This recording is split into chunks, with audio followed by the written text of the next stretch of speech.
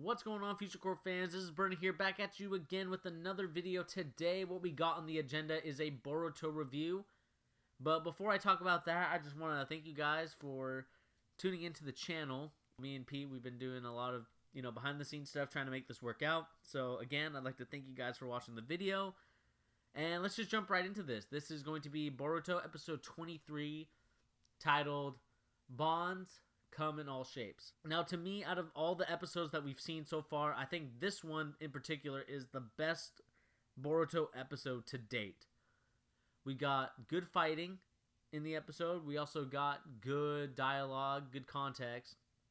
And that's kind of like the mixture of what makes, a great show for me, in my opinion. Watching the last 22 episodes of Boruto, I wouldn't say I was underwhelmed, but it definitely wasn't up to the standard that I've seen Naruto have before.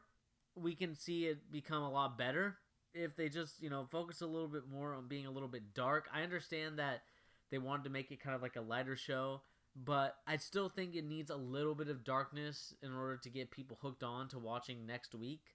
But enough of me rambling about that. Let's just talk about the episode itself.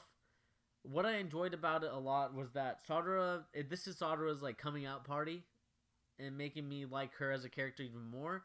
The reason why I liked her so much is because she finally understands and gets it. Although, in her opinion so far, that Sakura's not her mom, there's still that bond there that they've lived together. They've grown up. She's grown up with Sakura as her mom for a long time, that she's focused on getting her back, making sure that she's safe. And what I liked about it is that she realized that Sasuke actually loves Sakura, because the way that Sasuke talks about Sakura in terms of that she's not weak, that she's a strong woman, makes it seem that, to Sadara at least, that, Sasuke actually cares about her mom. And of course, this episode got really good when there was a little fight scene that was going on between Sakura and Shin. This is probably the best Sakura's looked in a fighting scene, because some of the Shippuden ones were very mediocre to me at best. And I always thought that she could be a better fighter than what she showed in the Shippuden show. And she kind of showed it a little bit here today, but of course, the main standouts were going to be Sasuke and Naruto. Even though Naruto didn't really fight as much, it was more about Sasuke using a Susanoo and being able to kind of limit Shin, who they're fighting at this point, to, having one leg. And of course, there was going to be a point where one of Shin's kid was going to take the blade that Sasuke was about to strike on Shin. And of course, Sadara, having Sakura's emotions, told him no. And instead, Sasuke is the one that gets stabbed, because Shin sacrifices his kid and uses his blade, being able to control blades, and stabs Sasuke right in the heart. And of course, this led to a very good fighting scene between, a very good 1-2 combination with Sakura and Sasuke by switching places. And it was a good fight scene to see. And another thing that was really interesting was that this led to Shin being really badly injured, and the kids realizing it in the fight with Naruto. And they go back to Shin, and the thing that was interesting is that they turned their backs, they turned against Shin, and they stabbed him instead when there was a little situation, when there was a standoff.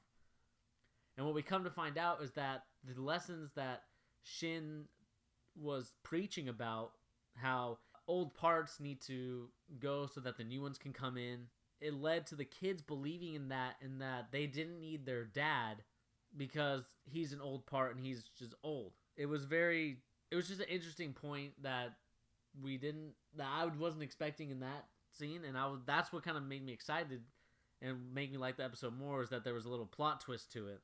The only thing, though, I will say about this episode was that, I expected Shin and the kids to be a little bit more of a force. Maybe they weren't going to be the main villains, but I would have liked to see the kind of the continuation of the storyline a little bit longer. I mean, this only lasted for maybe 2 or 3 episodes. I wanted this to last maybe like another 2 or 3 more, and then we finally get the conclusion that we want. Maybe a little bit of darkness happens, but like I said, the creators of the show wanted to make this show a little bit lighter than Naruto. So that's my only gripe with that one. But then again, we get to the point where, you know, Shin created tons of, not Shin, sorry, the kids created tons of clones of themselves. Some of them, you know, tall, some of them skinny, some of them chunky. And I think, I don't know if Shin finally realized it, but I think everyone else there realized that, you know, they're not to be treated as like just experiments anymore. So what we got from them is that I think Naruto agreed with Kabuto to kind of take them in his wing. And at this point, Kabuto understands what he is now and how to help other people. So, of course, he's at the orphanage where he grew up, and he helped the kids kind of learn about themselves. You know, he's taking in these misguided kids and hopefully bringing them to a straighter path. Which I also forgot to mention was that Sadara finally realized, or not realized, but she finally used her Sharingan in a meaningful battle that it awoke, and that she was able to dodge things. She finally realized the power of the Sharingan, and she realized that she has it now. Whereas before, I don't think she realized it because it was activated on emotion. But now that it's pointed out to her, she can now be able to use it freely, I believe, in the next coming episodes. Which led us to the point where Sadara finally finds out that Sakura is really her mom, and Sasuke is her dad, which is what the whole episodes of all these past ones were about. And it was good to see that because Sadara finally realizes it. And of course, like in typical Sasuke form, he shows his love to Sadara by giving her a flick and a hug. And the funny part about this episode was that, you know, Sakura gave Sasuke lunch to go. And, you know, Sakura expecting like at least something, some sort of, you know, interaction. Instead, Sasuke's like, yeah, bye. See ya. Thanks for the lunch. And I was like, oh, come on. Don't leave your wife hanging like that. Come on, man. That's a low blow. But it kind of led to what I'm thinking about in this episode was talked about in the movies where Sadara wants to become the Hokage. I think this was the episode that kind of made her realize that, wow, I want to achieve a goal to become the Hokage so I can have... Basically, I think she realized what Naruto realized, that she wants to bring just wants to be a good family, a close family, because, of course, Sadara only has Sasuke and her mom. Like, she doesn't have anybody else.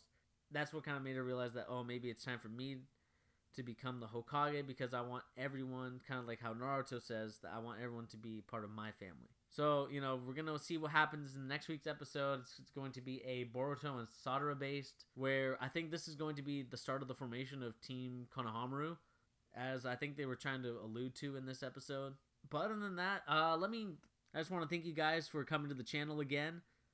I appreciate it a lot. Me and Pete are working behind the scenes, making sure that this channel is in tip-top shape, making sure that I'm praying we're going to get more daily content out to you guys. I'm sorry that some of the videos have been a little stagnant, but please remember to like, share, and subscribe to this channel, and make sure to leave a comment. Let me know what you guys thought about the episode.